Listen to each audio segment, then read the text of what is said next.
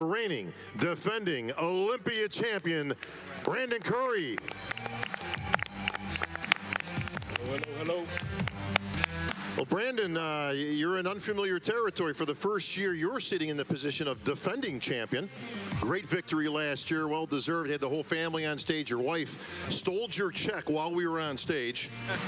She gave you the Sandow, which was nice, but that $400,000 check just, boop, gone. Yeah, it's gone.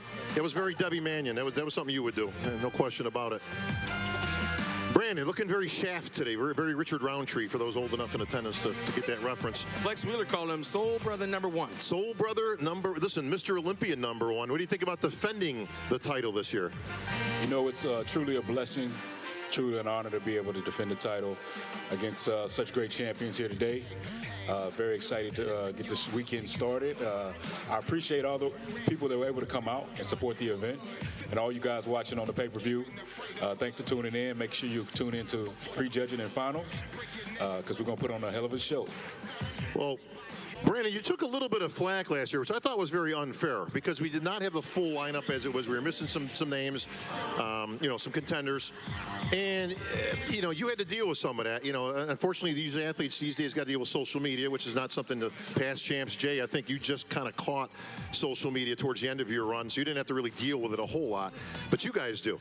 And I thought it was unfair that you caught some flack for, beat a subpar lineup. Well, all the names weren't there. What did you think about that after you win the title? I mean, listen, all you did is come and do what you were supposed to do. You came, you competed, you beat everybody you had to beat, you got the Sandow and the title. What did you think about that? Well, my history in bodybuilding has, been one a lot of noise, There's been noise always around, no matter what you accomplish, no matter what you don't accomplish. So, I won. And, you hear a little noise, but the fact of the matter is I won. And I'm written in the history books. So it's a blessing. I don't take it for granted. And there's nothing anybody can say or do to take that away from me. Well, Sean, in lieu of this, I felt bad for you, Brandon. I really did. And I felt so bad that I thought to myself, you know what we got to do? We got to bring somebody back just to make Brandon feel a little bit better about the win and competing. And so we got this guy. He's new to the stage. Please welcome Phil Heath.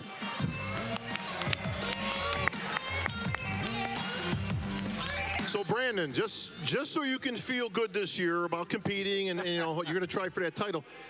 But we got 7-time Mr. Olympia looking to equal history, get #8, put himself there on that pedestal with Ronnie Coleman and the great Lee Haney in the record books. $400,000 on the line, Phil. Did you need any more motivation to come back? How are you guys doing? I missed the hell out of you guys. Yeah.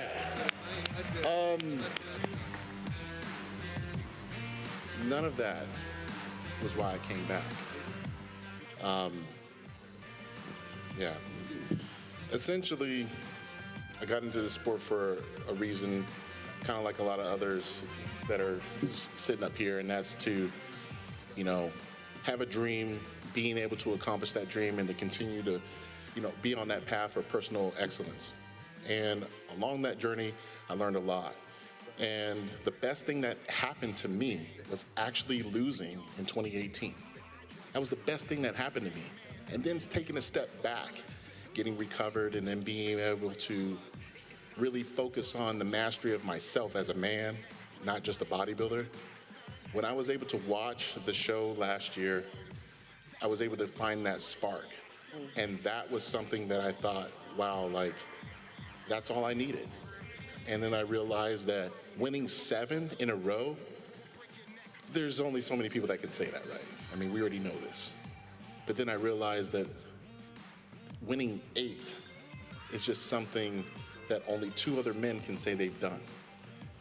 And I just realized that, there was some unfinished business. I wanted to get back in the gym as soon as possible and to put myself in a position to be at my all-time best. And that is why I'm here, is because I truly felt that I needed that time. I needed those situations to happen and to be a living vessel to let everyone know that you can get knocked down and get back up and you come back better, not just with your muscles, but with your mind, body, and spirit. And that is why I'm here. And I'm so freaking excited. I've kept everything under wraps. but I am the gift. So you know what's going to happen come tomorrow. I'll be able to show you what's going on because everybody's been wanting to know what's going on. And that's what I'm here to do, is to unveil that gift and to put on a great show. Everybody up here belongs here. They've all had a tremendous amount of adversity, and I will applaud each and every one of you, men and women, because training during a freaking pandemic, we all have had our share of craziness. But we're here for all the same purpose, and that's to walk away as a champion. And I'm here to walk away as an iconic figure in this sport that I love. Now, Phil, if I'm not mistaken, I try to keep up on my homework and all, but isn't it your birthday tomorrow? Yes. So you'll be on stage on your birthday looking for number 8, looking to take this guy out and everybody else that's sitting here. Now, in all fairness, because I do my homework, Sean, unlike yourself, and I put some stats together, there's not a gentleman on this stage or in the show who's ever gotten 1 point off of Phil Heath. Dexter did, but that was like Yeah, we're not counting that, though. Don't worry about that. 2009. Yeah, that's so old, we're not even going to go there, you know, but we'll get to Dexter in a minute. But you get the idea. Absolutely. So you're back.